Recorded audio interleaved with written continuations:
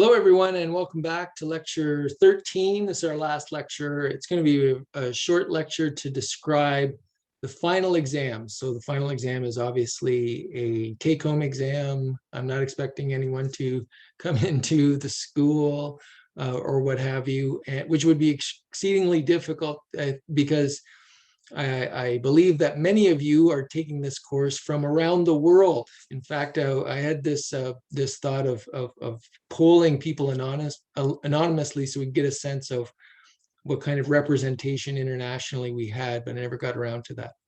So without further ado, I'm going to pull up the PDF of the final exam that I sent around earlier this week. So you have 2 questions on the final exam, and you have to answer both of the questions. So there are 2, so section 1, section 2, answer both of those. Of course, section 2 has 2 options, okay? So you pick one of those options, okay? So back at the beginning, it's due April 18th. So about a week from now, it's a little over a week from now, due at 12:30, posted on the assignments page of Brightspace as a Word or a PDF, okay? So you're gonna write 2 answers, one for section 1, one for section 2, and they're both gonna be essay responses of about 500 to 750 words, 2 to 3 pages, and they're gonna be clearly written. They're going to be on one PDF or Word document, and you're going to post it on the Brightspace page. So, so it's open book, so refer to the primary texts. So you have them online. So primary texts being the Wordsworth and the Virginia Woolf. So refer to them, quote them in your answer. I'm expecting that you are going to look at them and you're going to say, this is what I think is going on in Wordsworth's poem. As he says later, blah, blah, blah, blah, blah, quote. Again, short quotes. You don't want to waste your whole time, your whole space writing out extremely long quotes, and quotes that you unpack. So how does this relate to the argument or discussion that you're making? Okay, so that's part of the analysis of the primary text. So one of the things that happened with a lot of the essays was very little interaction with the text. So the text wasn't there. It was generalized about maybe, you know, Milton talks about Satan, he does this, but no going into the actual poem and saying, taking that line and say, when he says this, this is what he means. And this is how it supports our overall argument about what this poem means, okay? So very important to address the text directly, specifically, quote it, analyze it, tie it into your understanding of how the overall work works. So open book, you can refer to those, you can refer to dictionaries, you can refer to other helpful aids. So read the instructions for the exam carefully.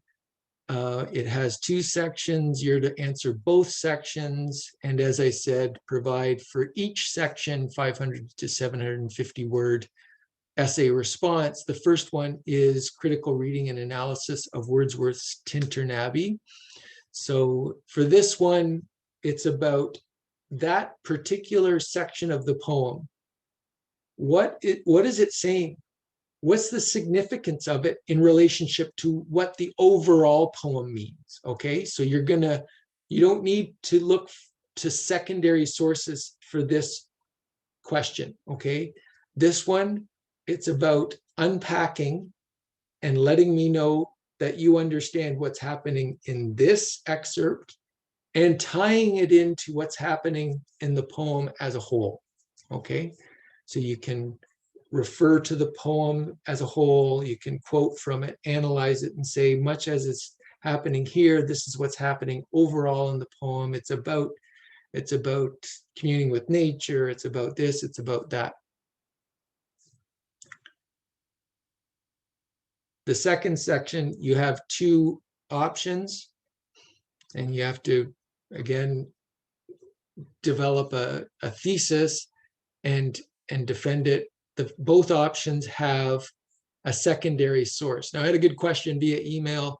Do I need to read the whole secondary source? You don't need to go and read the whole article that I'm quoting from here. This quote is enough, but do you agree or disagree with the quote? And make your case by referring to the whole novel. Quote the novel. Again, go to the novel to prove your point, as opposed to generalities about the novel. Go and quote it, analyze it to support your point about the novel. So either you agree with, for instance, my argument then.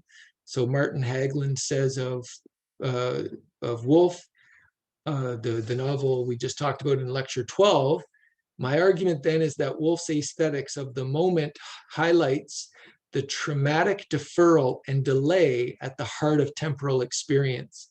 Precisely by narrating immediate experience, she conveys how it is always mediated across a temporal interval that exposes it to the possibility of trauma. Okay, so this exposure to trauma should not be understood as merely a negative determination. Rather, the exposure to trauma is inseparable from the very opening of the future, and thus inseparable from the possibility of living in the first place. So it's about the temporal experience in the novel. We talked a bit about that in the lectures. It's about how in concentrating on that experience of the moment, it's always deferring the expected future. So the expected future is oh, is it going to be here? Oh, is it now? I'm going to get to the party. We never really get to the party and kind of get to the party to the end. The ultimate deferred experience and delay is death, right? So because we can't really experience our own death until it's the end.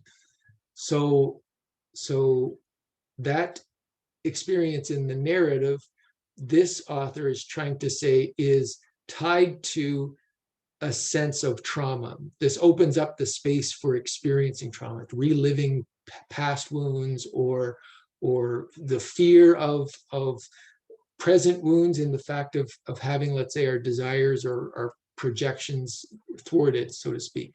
So do you agree with that? Is that, first of all, or do you not agree with that? And how would you make a case for either agreeing or disagreeing?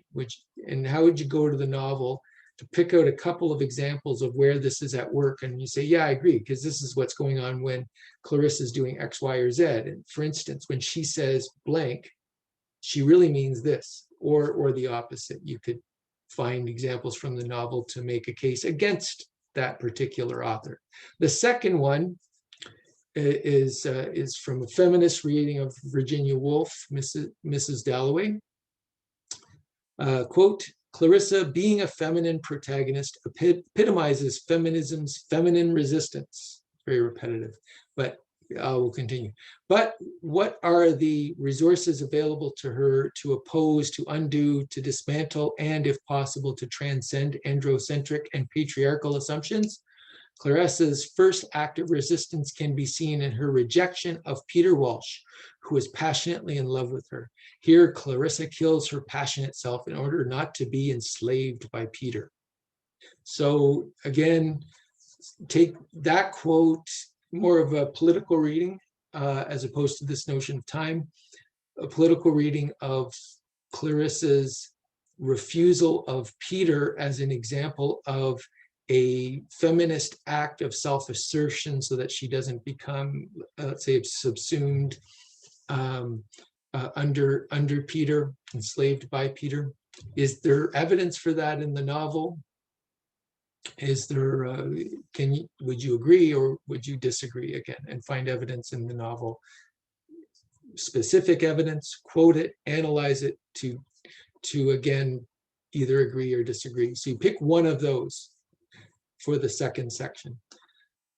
So I think that's fairly self-explanatory in terms of what's expected, when it's expected, April 18th at 12:30 for the final exam. And with that, I'll just say thanks to everyone in the class. I hope it was a useful class for you as you begin or continue your undergraduate career. So thank you very much.